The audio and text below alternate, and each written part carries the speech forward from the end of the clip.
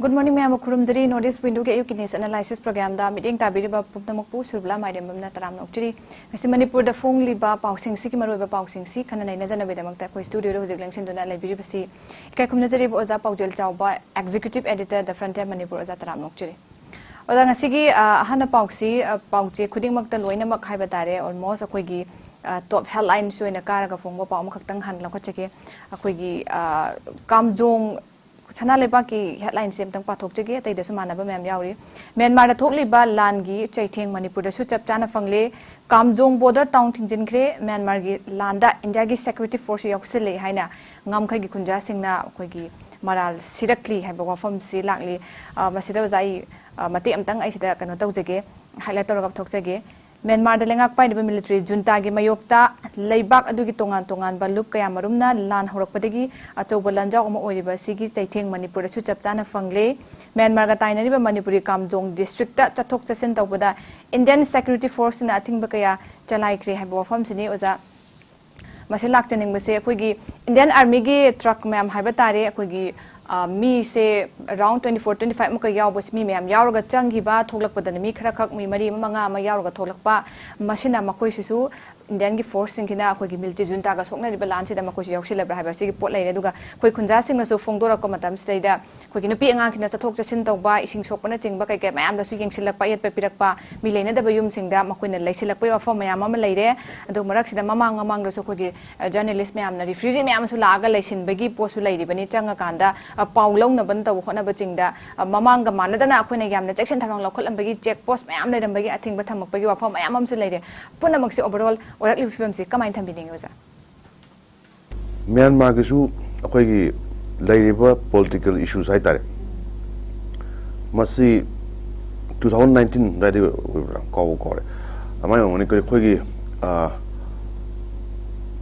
Aung San Suu Kyi magi House arrest tower matung sida yam chawa issue ni tholai se sidai sida National Unity Government NUG haina mayam punjala kan sida tongan ba awada khundari ba ethnic groups haitare moju yam chawa country mani aduga mi na lak changwa hena leba adum country mani 150 different hoigi haijaba tare communities haijaba tare adugumba khundaba amadi magi mineral amadi deposits mayam leiba adagi thaugi oigera amagi oigera loinamak yamna khwadagi malem sida khwadagi hoigi kai haijaba tare magun leiba mineral deposits oigera hoigi chana oigera mogera khoni asu am leiba haitare adugumba lam amani kenose awase aduga akoi gi leiba North Eastern states mayam su maga international border mayam share tona bani including akoi Manipur hajab tare adana hojiki leiba Aung San Suu Kyi phalingra matung dadi hojiki haiba National Unity Government haidi akoi gi Aung San Suu Kyi gi magi shadow army hajab tare sigi se sinema mayam na PDF anai People Defense Force. Ana makoi ma'am moina phune nomai kamna riba khut thanai basina akoi su political struggle lamani democracy wan to le ninge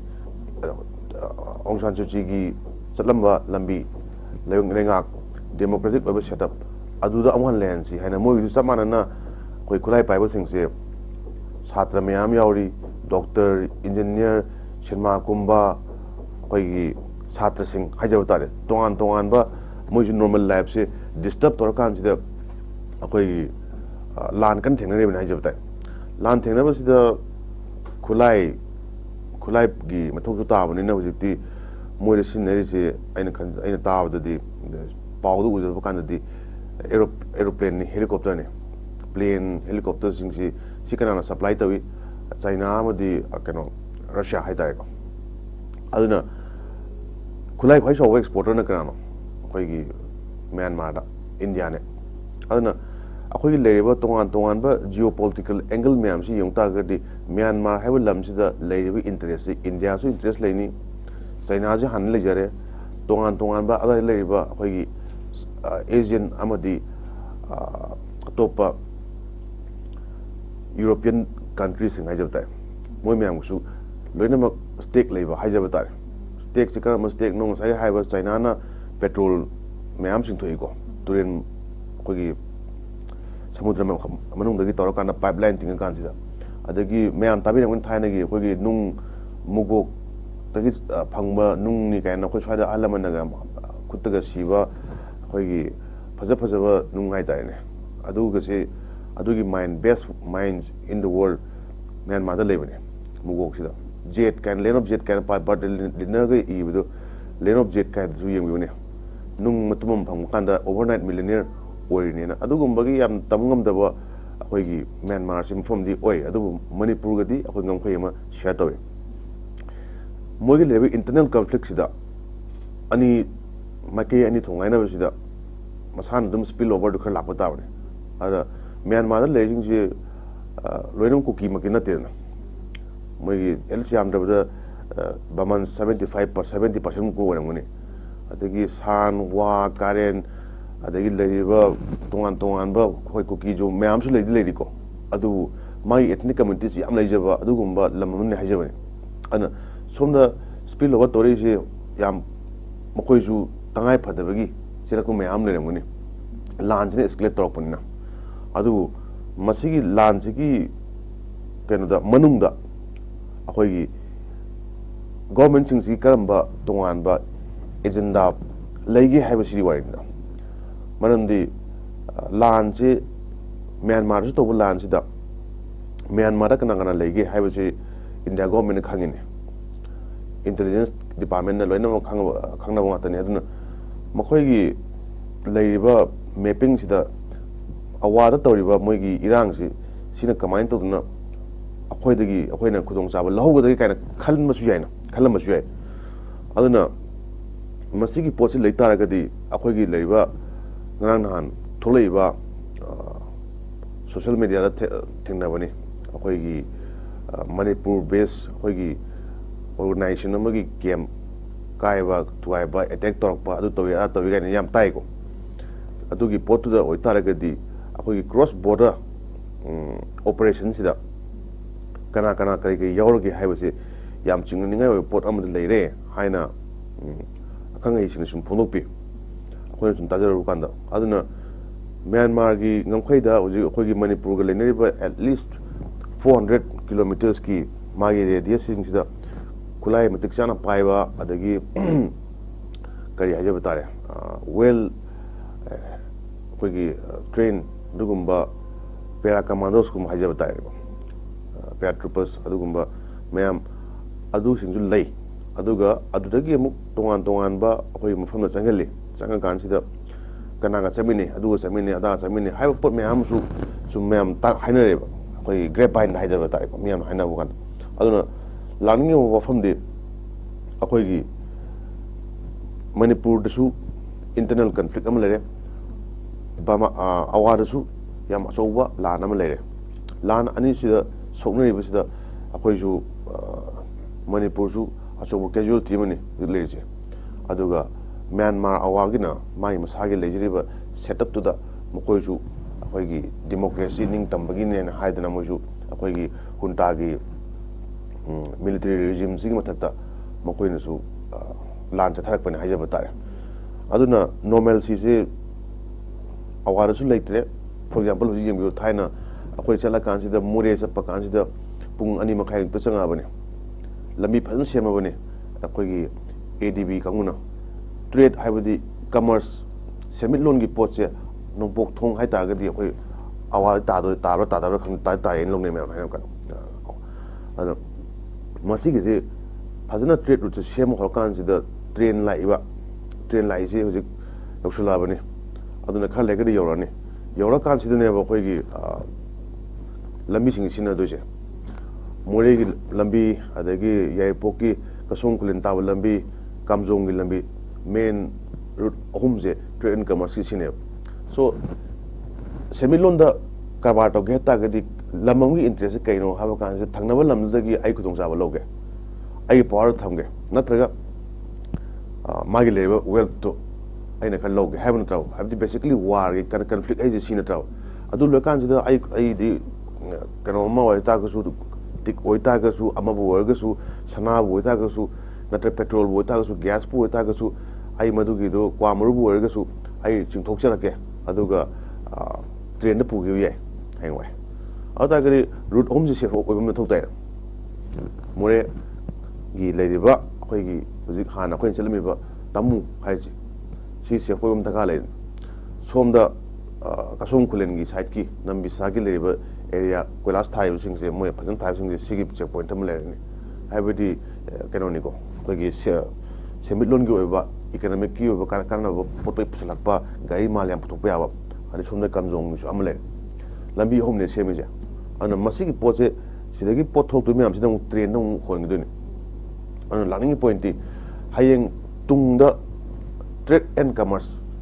kudong hen chana manam di India gi su act is policy namle hana look is policy dagi act is policy ongram ata di act is policy da moin tawto je kari kari no number 1 economic capitalistic oiba wakhalo nama leibani na maduna madu disturb tawdana ba madu process to promote tawno hana da khara ing signa putopom ni mathau da ata gadi cookie sing su cookie gi jaga sing dagi safe passage adum pi ba naga gi su naga jaga dagi safe pi ba valley phawre hoi tampaki maitei gi pi ba ka hojiti to khai na khaibung gadi leina re taseng hai kan de cookie ga maitei gi yadre hai jire ba akoi gi lam se di market tor over non hai kan de aduna hayeng karan tamngam ni moina moi topa hoi topa kenam cookie gangu sing su moi tolop phangi they are part of the Manipur government natra moi si pai leri kero doctor leri ukil leri loi leri adu hojiti line cha drone adu oita ga de hayeng masi khudong sa ba kai na karan lorok pe perhaps akoi maitei khulai pai ba koi gi look khara koi gi political ideology de lejiri ba kangu sing sida moi su thupsel da mo khonak pa losina na mo khonlak pa hai ju maybe part of the larger agenda karambagi of the Indian government adu oita ga di hojiki awal cha thari ba land sida not only stakeholders amakatana tre hajaba tare masdi tongan miyeng di yeng ba yare masida economic ki oba geopolitical oba natra adagi hojiki high present land technology ba adagi akoi gi mina kamai tawba mokoi mina kamai torok pa haibagi wari mya ma lei di lei aduna masi je kupna yeng mo thok tai but at the end hojiki leiba biometrics nung toy khole haibi changa imyam dudi yam phajana akoina check tawra kan sida kari kangu no kamai tawno natraga akoi gi sida khunjam yang ware hai je khunjana larok pai je wara mani kayna chingmi tangkul gi leiba kangu sing naw sing je yamna resilient toy ba haibadi yam kana complain tawanda bane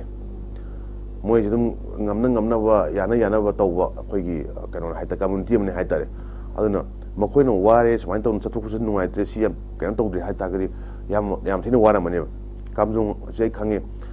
kai ain jam toin jap jaga ne adu mage di tongan ba border area se khar khenai haija batare aduna masigi leiba communities myam su leigre somda aduna masidi tasengna hai kan di state government su yang topni yeng ma thau tai adu thajabadi khar wale ko masidi da organization sing haitare stakeholders hoi level tongan ba communities haija batare level sing yeng la kan se song side sida hoi human rights violation tawdana ba adagi atopa pam da thodok sing thokdana ba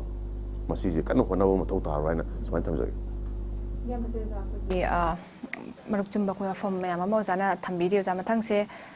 isang express ki headline samtang ai pathok chege white paper puthok laga dialogue chathana ba honari ena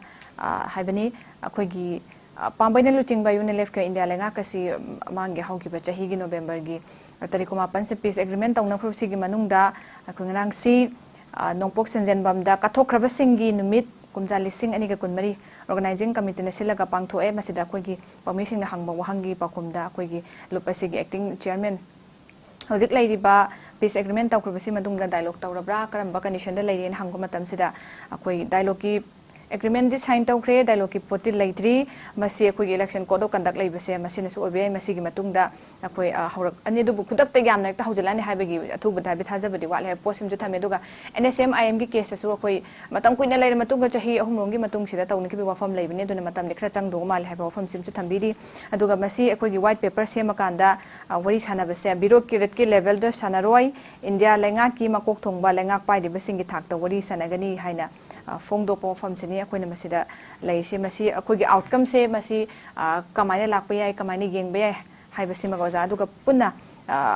sigi akoi gi chairperson henam phongdo pirakpa to po wahang amagi paukhumda akoi gi peace sign agreement taunara kanda akoi gi Myanmar da lai horiba akoi gi yawal ku ichini naw sing si khara mafam da laibda safarak tabadagi akoi gi jackson ba lambi ama da tholakpada pdf ki kangbu na pawse fanggibdagi khuthokna kibada akoi gi ichin asongi pdf ki moi manga to oma siramba ya hena siramba su ya habagi posim chu thame sai wa sida kamaina adumaina laikhra matung da peace agreement taura kanda somdegi tholakpada sigi lai posi sai da akoi gi mayam dum hangba wahang ama clear oidaba maka khaiba tare kamain thambini masigi se akoi gi UNLF se akoi kwaide gi liba adugumba organization nama haijaba tare ko political ideology amda mkhoi leijaba amadi makhol amagi mkhoi gi su setup am leijaram gani magi central committee gi wagera natraga magi chahi guding chahi to mifum wagera general assembly wagera tongan tongan ma ware mayam long ramgani adu uchi ngarang haiba akoi gi katokraba singi kano si akoi gi observation sida uchi haibiri wahido tasengna dialogue haurani dialogue torni adubu bureaucrat singa di tawre khara top oiba India gi level da leiba adugumba miyosing khangala kana wai sanani haibani adu oiram taragadi dialogue haibase adum aidi phai hen logje manamdi wari ka chandabadi yaroi wari ka chanare kachu kaide wari chana kansida aina wari chhaise aina pamise sini haibam thamma mathau tai aigi wari chhaba kansida aina aigi demand sing haidora natraga aigi organization gi pandam ga chanaba adugumba wafam sing khara madi Indian government ki representative sing sida thamba madi mathau tai madugi koigi yanache haiba oidura natraga hojiki hana mamangda Delhi da koigi sahi tawnagiba adugumba chirol da kari kari pange kari yawbuge haibdi akhoi di khangde aduga madudi hoi confidential on thamna masu yai adu masjid sida kari kari akhoi kano sida wai chana basida soi tawna basida kari kari hakudabno kari kari tawdabno organization gi motive ti kari no organization gi constitution gi makala chalibra haibgi potuda padina mayek sengna discussion dialogue tawdudi aidi kashu kaidabra hainadi amamda khale kari no haiba kandadi mamangda akhoi gi acting chairman oriba akhoi gi sar nongena hojiki pandigi bukan sida akhoi khulai di thadoi hai khulai di thadoi aduga karigumba masigi haiba wari sanabasi yadaba taragadi akhoi makata na akhoi thau tong thokon tawni aduna akhoi amukang akhoi yabra haibadugi yengbugi wani hainasu happen nimitu da habigi koina pawlo sujabada aduna laningo famdi akhoi gi yanare gadi yanare yanadragadi adum hanagi leiba magi status quo haibata adudum hangini haina haibane aduna masi matangdadi it is up to the organization adagi magi leiba officers magi leiba ideologues adagi magi leiba army hajabata ko MP kaina leibus adugi myam tana kansida mokoi central committee na lowa akhoi warep to the yam democratically haitare satla kansida adugumba tawngba yaba tawgudaba mong mani haina adugi hujigi haibo pawsidi yoy mong du aina pet yam kan ni samakti yawjoude adusu mana hapet paaba kana khangmangam haijabata and last di ultimate di akhoi Manipur sida lebak sida kamain tawna pamibu objective tuga organizing sina pamibu objective tu siga aduga India ki government sing sigi moi keno sing siga akoi interest sing siga sana gadra nataga khaibung tagala amana pami sidi ningtam ne natra akoi sovereignty ne pami akoi ningtam jage man to na forcefully lotion gi bane 49 election to bane akoi gi adugi potuda amagi interest na aso interest amane leba ki interest ni aduga amana India gi na tongan ba interest amane masigi interest ani se kra ba da chuna ge kra ba da hanuna ge de haibu su matam gi oina haiba organization sing sina natraga keno na magi machin chapa sing sina miyam da dum khangalak pasu phabra natraga apoina su khangning ma su khar le natra main tora kan se karom da kamai tor ge haibu di amuk muk su miyam da khan ma su phabra ni khanje main tham jage ꯑꯩꯈꯣꯏꯒꯤ ꯃꯊꯪꯁꯤ ꯉꯔꯥꯡꯒꯤ ꯑꯩꯈꯣꯏꯒꯤ ꯄꯥꯎꯁꯤꯡꯗꯁꯨ ꯑꯗꯨꯒ social ꯃꯦꯗꯤꯌꯥꯒꯤ platform ꯃꯌꯥꯝꯗꯁꯨ ꯌꯥꯝꯅꯁꯨ viral ꯆꯠꯈ꯭ꯔꯦ ꯑꯩꯈꯣꯏꯒꯤ fashion designer transgender ꯑꯩꯈꯣꯏꯒꯤ ꯃꯤꯑꯣꯏꯁꯤꯅ ꯑꯩꯈꯣꯏꯒꯤ ꯅꯨꯄꯤ ꯑꯉꯥꯡꯁꯤꯡ ꯍꯥꯏꯕ ꯇꯥꯔꯦ ꯏꯟꯀ꯭ꯂꯨꯗꯤꯡ ꯑꯩꯈꯣꯏ ꯂꯩꯁꯥꯕꯤꯁꯨ ꯌꯥꯎꯔꯦ ꯃꯧ ꯅꯍꯥꯁꯨ ꯌꯥꯎꯔꯦ ꯑꯗꯨꯒ ꯂꯝꯗꯝꯁꯤꯒꯤ ꯐꯝꯅꯥꯏꯕꯁꯤꯡ ꯌꯥꯏꯇꯣꯡ ꯈꯞꯇꯣꯡꯕꯁꯤꯡꯒ ꯅꯨꯄꯤꯁꯤꯡꯁꯤꯕꯨ ꯁꯥꯟꯕꯒꯤ ꯊꯕꯛ ꯆꯠꯊꯔꯝꯕꯗꯒꯤ ꯃꯍꯥꯛꯄꯨ ꯃꯥꯅ ꯇꯧꯔꯨꯕ ꯃꯔꯥꯟꯗꯨꯒꯤ ꯃꯇꯨꯡ ꯏꯟꯅ ꯃꯁꯥꯅ ꯌꯥꯖꯅ ꯑꯩꯈꯣꯏꯒꯤ ꯆꯩꯔꯥꯛ ꯄꯤꯈꯤꯕꯒꯤ ꯋꯥꯐꯝꯁꯤ ꯂꯩꯔꯦ ꯂꯥꯛꯆꯅꯤꯡꯉꯤꯁꯤ ꯑꯣꯖꯥ ꯃꯈꯣꯏꯒꯤ ꯍꯟꯗꯛꯁꯤꯒꯤ ꯑꯣꯏꯅ ꯃꯃꯥꯡ ꯂꯩꯔꯝꯗꯕꯗꯒꯤ ꯈꯔ ꯀꯥꯁꯦ ꯈꯔ ꯆꯥꯡꯁꯦ ꯍꯦꯟꯅ ꯍꯥꯏꯕ ꯇꯥꯔꯦ ꯀꯗꯥꯡꯕꯟꯒꯤꯗ ꯐꯥꯈꯤꯕ ꯑꯗꯨꯒꯤ ꯃꯊꯪꯗ ꯑꯩꯈꯣꯏꯒꯤ ꯅꯨꯄꯤ ꯑꯃꯒ ꯃꯗꯨꯕꯨ ꯊꯕꯛ ꯐꯠꯇꯕꯗ ꯇꯧꯕꯗ ꯆꯠꯊꯔꯝꯕꯒꯤ ꯑꯗꯨꯁꯨ ꯑꯃꯨꯛ ꯑꯩꯈꯣꯏꯒꯤ ꯌꯧꯔꯕ ꯏꯆꯤꯟ ꯏꯅꯥꯎꯁꯤꯡꯅ ꯑꯩꯈꯣꯏꯒꯤ ꯆꯩꯔꯥꯛ ꯄꯤꯈꯤꯕ ꯋꯥꯐꯝꯁꯨ ꯂꯩꯔꯦ ꯑꯗꯨꯒ ꯉꯔꯥꯡꯃꯛꯁꯤ ꯑꯃꯨꯛ ꯍꯥꯏꯔꯤꯕ ꯄꯣꯠꯁꯦ ꯑꯃꯨꯛ ꯂꯥꯛꯑꯦ ꯃꯗꯨꯅ ꯁꯤꯒꯨꯝꯕꯒꯤ ꯊꯕꯛꯁꯦ ꯑꯩꯈꯣꯏꯒꯤ ꯀꯥꯡꯗꯅ ꯁꯨꯝ ꯇꯣꯏꯅ ꯇꯧꯁꯤꯜꯂꯛꯄ ꯍꯥꯏꯇꯥꯔꯦ ꯃꯁꯤꯒꯤ ꯄꯥꯎꯁꯦ ꯑꯩꯈꯣꯏꯅ ꯁꯨꯝ ꯇꯥꯕ ꯍꯦꯟꯒꯠꯂꯛꯂꯤꯕꯁꯤ ꯃꯁꯤ ꯀꯔꯤꯅ ꯑꯣꯏꯍꯜꯂꯛꯂꯤꯕꯅꯣ ꯃꯁꯤꯁꯤ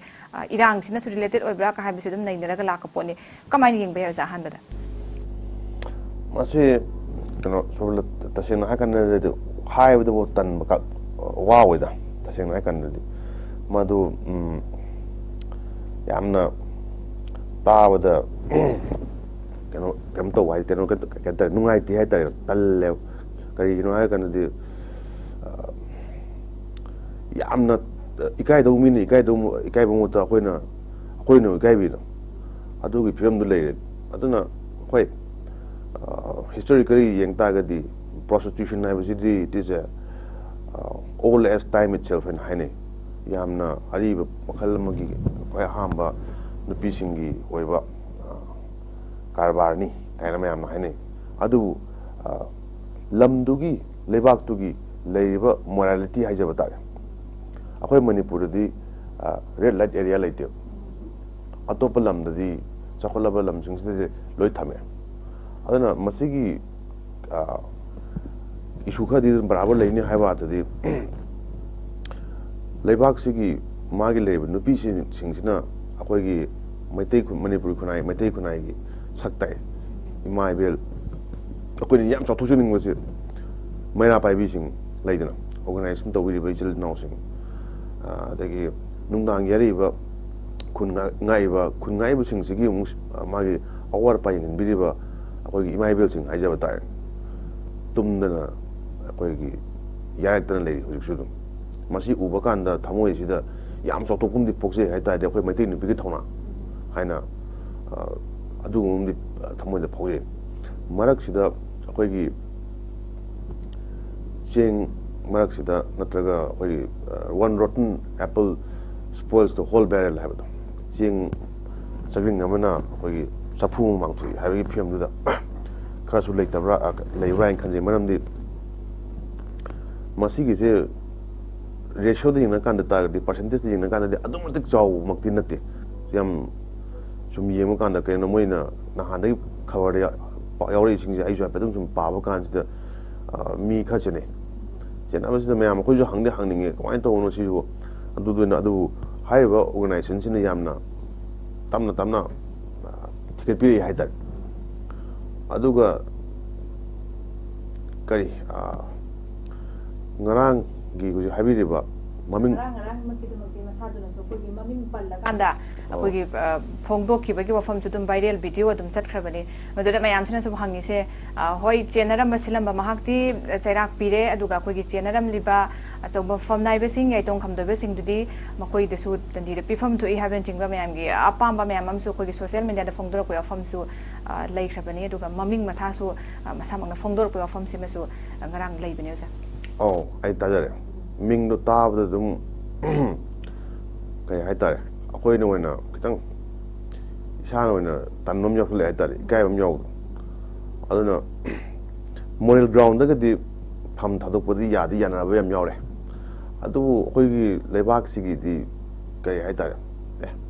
khale kana mayam kaujagar ni adu public memories jam so ba ni ai haiba gi wakalo na ma plus akoy na thagali ba milep sing si my quality haitare si quality jam te yeng bio sumaina phung tholok pada is basically some sort of a very big scandal haita sex racket amagi scandal namane mapan da woi ta ga di nan mayam jang loi gane do manipur de khoi gi leiba khunai si kai haidu no khang de do gyan tari da ta de na tra khoi karo ma sakadu no khang de bra kamain to no na tra ga dum khoi ji kai ta khoi gi sum phajal laga sum thamak pa haita ne ko akoi sum yoling na sum punjala thamba kan sida koi je free oi bagi ning tam bagi aki bedo na pu over hai bagi question am su lai maduna akoi ju kunai si taseng hai kan di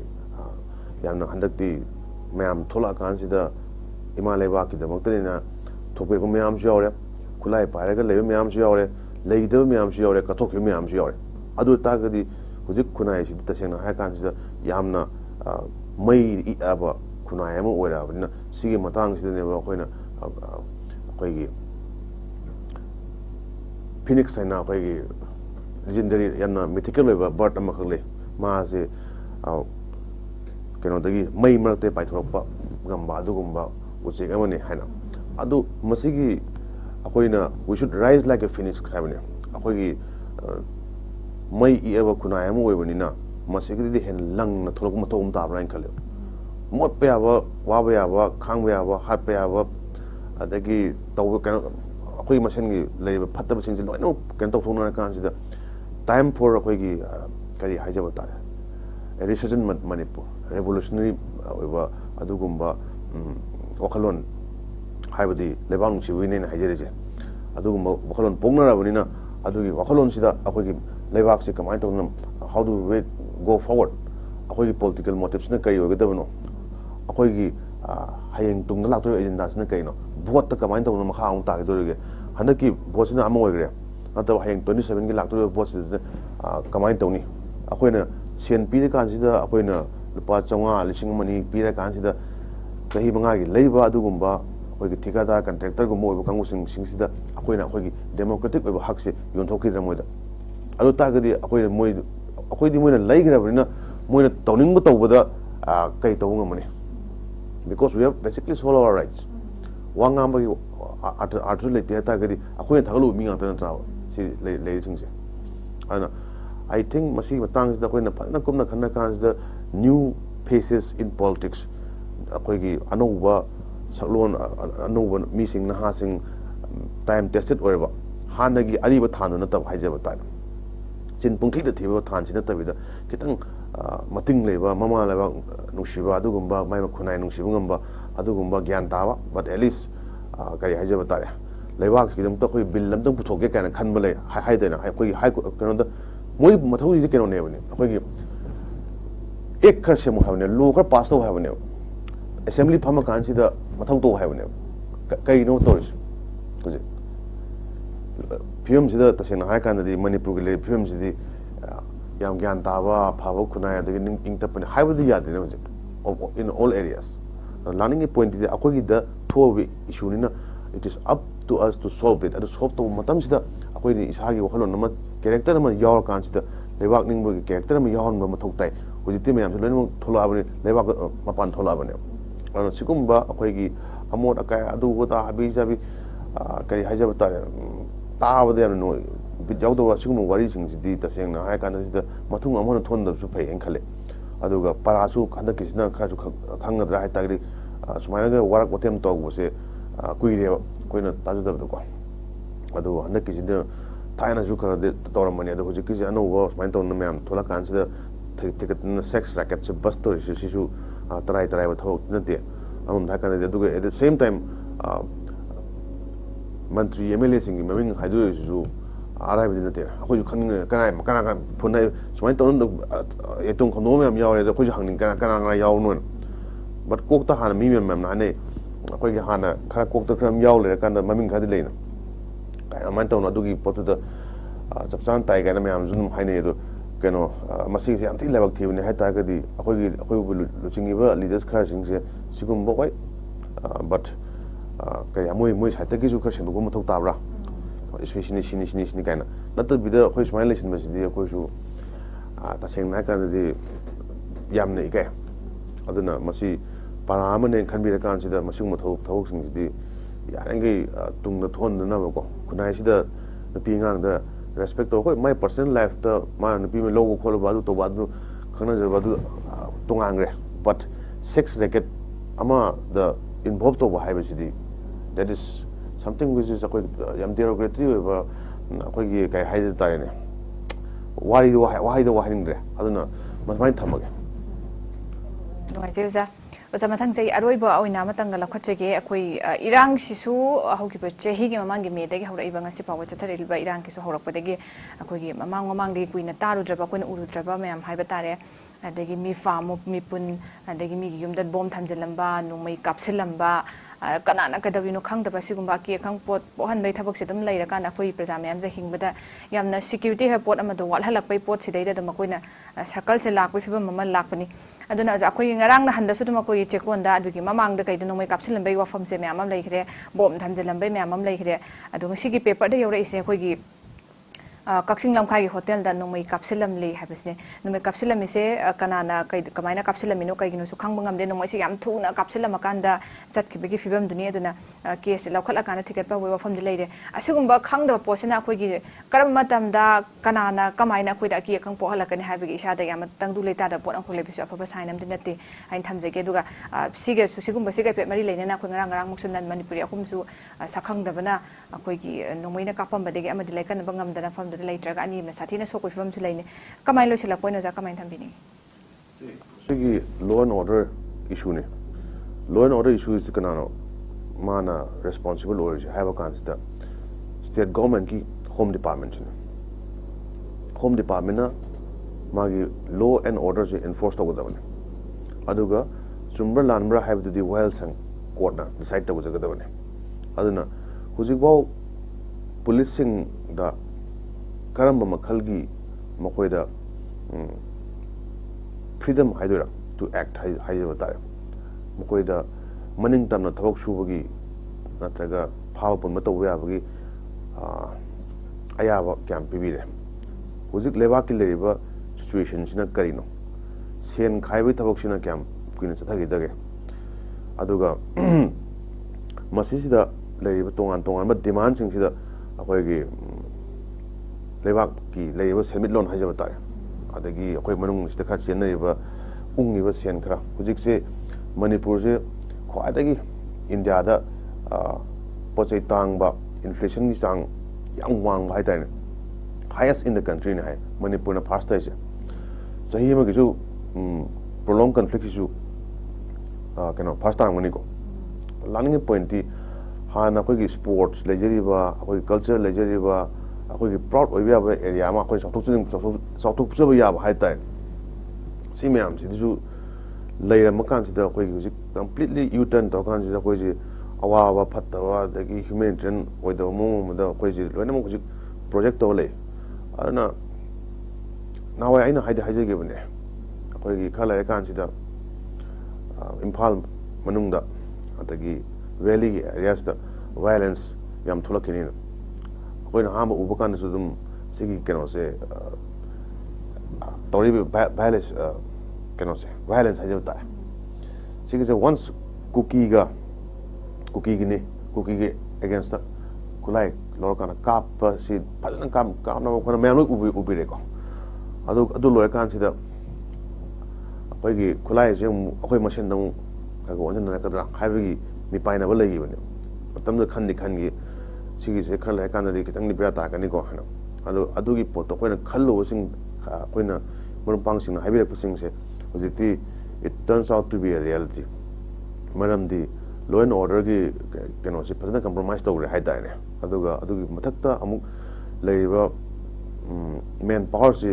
ꯂꯩꯕ꯭ꯔꯥ ꯂꯩꯇꯕ꯭ꯔꯥꯗꯤ ꯈꯪꯗꯦ ꯁꯤꯖꯤꯟꯅꯕ ꯌꯥꯕ ꯀꯃꯥꯏꯅ ꯁꯤꯖꯤꯟꯅꯒꯦꯁꯨ ꯈꯪꯗ꯭ꯔꯦ because Manipur ꯂꯩꯔꯤꯁꯦ ꯍꯧꯖꯤꯛ 60,000 ꯇ꯭ꯔꯨꯞꯁꯅꯦ ꯑꯩ ꯃꯁꯤ ꯇꯣꯏꯅ ꯄꯟꯖꯕꯅꯦ ꯍꯥꯏꯕꯗꯤ ꯀꯩꯅꯣꯝꯃ ꯄꯤꯁ ꯑꯦꯟ ꯇ꯭ꯔꯦꯡꯀ꯭ꯋꯤꯂꯤꯇꯤ ꯀꯩꯅꯣꯝ ꯄꯨꯔꯒꯦ ꯍꯥꯏꯇꯥꯔꯒꯗꯤ ꯑꯗꯨꯁꯨ ꯑꯗꯨꯝ ꯀꯩꯁꯨ ꯅꯠꯇꯦꯅ ꯁꯤꯖꯤꯟꯅꯕꯗꯤ ꯑꯗꯨꯅ ꯈꯨꯠꯂꯥꯏ ꯃꯇꯤꯛ ꯆꯥꯅ ꯂꯩꯔꯤꯅꯤ ꯏꯟꯐ꯭ꯔꯥꯁꯇ꯭ꯔꯛꯆꯔ ꯂꯩꯔꯤꯅꯤ ꯑꯗꯨ ꯁꯤꯒꯨꯝꯕ ꯔꯦꯟꯗꯝ ꯀ꯭ꯔꯥꯏꯝꯁ ꯍꯥꯏꯇꯥꯔꯦ ꯃꯤ ꯍꯥꯠꯂꯝꯃꯦ ꯀꯥꯞꯄꯝꯃꯦ ꯄꯨꯔꯝꯃꯦ ꯁꯤꯔꯝꯃꯦ ꯍꯥꯏꯕꯒꯤ ꯀꯩꯅꯣꯁꯦ ꯐꯅꯌꯥꯝꯅ ꯌꯥꯝꯃꯦꯕ and many have gone unreported ꯑꯗꯨꯗ ꯃꯁꯤꯒꯤ ꯁꯨꯃꯥꯏꯅ ꯂꯩ ꯇꯥꯔꯒꯗꯤ ꯈꯨꯟꯅꯥꯏ ꯑꯁꯤꯁꯨ ꯑꯩꯈꯣꯏꯒꯤ ꯅꯣꯡꯃ ꯃꯌꯥꯝꯁꯤ ꯁꯥꯎꯕꯒꯤ ꯄꯟꯈꯩ ꯑꯃ ꯍꯦꯜꯂꯛ ꯇꯥꯔꯒꯗꯤ ꯑꯩꯈꯣꯏ ꯇꯞ ꯇꯞꯅ ꯄ꯭ꯔꯦꯁꯔ ꯀꯨꯀꯔꯗ ꯃꯩ ꯊꯥꯕꯩ ꯇꯥꯏꯞꯇ ꯃꯥ ꯀꯥꯝꯃꯛꯄ ꯉꯥꯏꯕꯗꯣ ꯄꯤꯠ ꯂꯥꯎꯅ ꯁꯨꯝ ꯇꯧꯔꯀꯥꯟꯗ ꯀꯥꯝꯃꯛꯄ ꯉꯥꯏꯕ ꯑꯃ ꯂꯩꯅꯕ ꯑꯗꯨꯒꯤ ꯐꯤꯕꯝꯗꯨꯗ ꯑꯩꯈꯣꯏꯁꯦ ꯃꯇꯝ ꯉꯥꯏꯔꯀꯥꯟꯗ ꯀꯥꯝꯃꯛꯄ ꯃꯇꯝꯒꯨꯝꯕ ꯑꯃ ꯁꯨꯝ ꯌꯦꯡꯅꯔꯤꯕ꯭ꯔꯥ ꯖꯥꯠꯂꯥ ꯀꯃꯥꯏꯅ ꯇꯧꯕꯅꯣ ꯑꯗꯨꯒ ꯉꯁꯥꯏ ꯑꯩꯅ ꯑꯍꯥꯟꯕ ꯍꯧꯔꯛꯄꯗ ꯍꯣꯁꯇ ꯍꯪꯕꯤꯈꯤꯕ ꯋꯥꯐꯝꯁꯦ ꯁꯤꯗꯩꯁꯤꯗ ꯑꯩꯈꯣꯏꯒꯤ ꯃ꯭ꯌꯥꯟꯃꯥꯔꯒꯤ ꯂꯩꯔꯤꯕ ꯀꯟꯐ꯭ꯂꯤꯛꯁꯤꯗ ꯑꯩꯅ ꯉꯁꯥꯏ ꯍꯥꯏꯖꯕꯗꯣ ꯃꯣꯏ ꯁꯣꯝꯗꯁꯨ ꯀꯟꯐ꯭ꯂꯤꯛ ꯂꯩ ꯑꯩꯈꯣꯏ ꯁꯣꯝꯗꯁꯨ ꯀꯟꯐ꯭ꯂꯤꯛ ꯄ꯭ꯔꯣꯂꯣꯡ ꯑꯩꯈꯣꯏꯒꯤ ꯃꯦꯟ ꯃꯦꯗ ꯀꯟꯐ꯭ꯂꯤꯛ ꯑꯃ ꯑꯩꯈꯣꯏꯒꯤꯁꯤꯅ ꯑꯣꯖꯥ ꯕꯤꯃꯣꯜꯅ ꯍꯥꯏꯕꯤꯕꯗꯣ ꯑꯗꯨꯅ ꯃꯗꯨꯒꯤ ꯄꯣꯠꯁꯤꯗ ꯑꯩꯈꯣꯏꯒꯤ ꯂꯩꯔꯤꯕ ꯐꯤꯕꯝ ꯑꯅꯤꯁꯤꯗ ꯈꯨꯗꯣꯡꯆꯥꯕ ꯂꯧꯗꯣꯏꯁꯦ ꯀꯅꯥꯅꯣ who profits from what ꯂꯥꯟ ꯇꯧꯕ ꯀꯥꯟꯗ ꯄ꯭ꯔꯣꯐꯤꯠ ꯇꯧꯗꯣꯏꯁꯦ ꯃꯤ ꯈꯔ ꯈꯛꯇꯅꯦꯕ ꯑꯩꯈꯣꯏꯒꯤ ꯂꯩꯔꯤꯕ ꯀꯩꯅꯣ ꯈꯔ ꯑꯗꯨꯗꯨ ꯑꯗꯒꯤ ꯑꯣꯐ ꯀꯣꯔꯁ ꯄꯣꯂꯤꯇꯤꯁꯤꯌꯟꯁꯤꯡꯒꯤꯗꯤꯀꯣ ꯑꯗꯨꯅ ꯂꯥꯛꯅꯤꯡꯉꯤ ꯄꯣꯏꯟꯇꯤ ꯑꯩꯈꯣꯏꯒꯤ ꯍꯧꯖꯤꯛꯀꯤ ꯍꯥꯏꯔꯤꯕ ꯄ꯭ꯔꯣꯇꯦꯛꯇꯦꯗ ꯑꯣꯏꯕ ꯂꯥꯟꯁꯤꯒꯤ ꯑꯔꯣꯏꯕ ꯑꯣꯕꯖꯦꯛꯇꯤꯞꯁꯦ ꯀꯔꯤꯅꯣ ꯍꯥꯏꯕꯁꯤꯃꯇꯪ ꯃꯤꯌꯥꯝꯅ ꯌꯥꯝ ꯀꯨꯞꯅ ꯅꯩꯅꯕ ꯃꯊꯧ ꯇꯥꯕ꯭ꯔꯥ ꯍꯥꯏꯅ ꯈꯜꯂꯦ ꯃꯔꯝꯗꯤ ꯂꯣꯏꯁꯤꯟꯒꯦ ꯍꯥꯏ ꯇꯥꯔꯒꯗꯤ ꯁꯤꯒꯤ ꯂꯥꯟꯁꯤꯗꯤ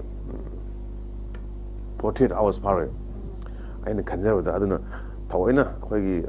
ꯆꯐꯨꯁꯤꯗꯩ ꯑꯩꯈꯣꯏꯒꯤ ꯄꯤꯗꯤꯛ ꯁꯨꯝ ꯁꯧꯍꯜꯂꯒ ꯊꯝꯃꯀꯥꯟꯁꯤꯗ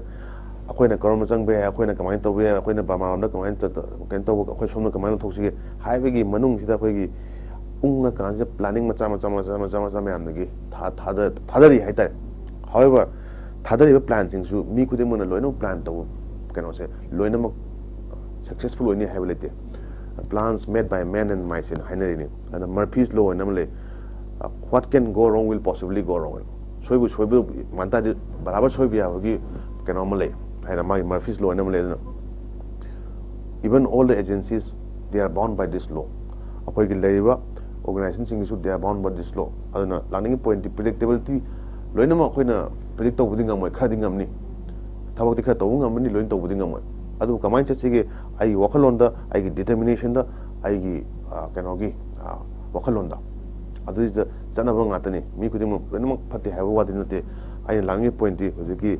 khunai jing sai amu an haijabado akoi khannaminaba wakhan taminaba aduga amaga khoi hanadi white khu culture en hai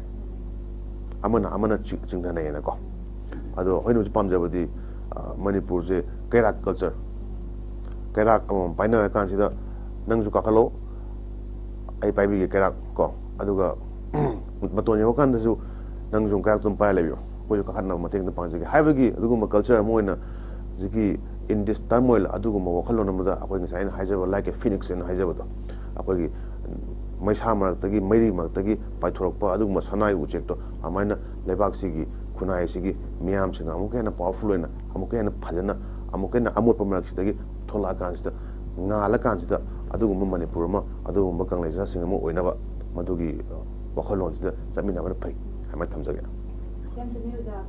fajaba wafam ni uzana thambise yam ngai jeuza koigi ngasigi ayuki news analysis program sibu saruk yabiduna mapung phan bibigi damak tamuka swana oza PAOJEL CHAOBA executive editor the frontier manipur za pamuka swana notice window gi mekati thakach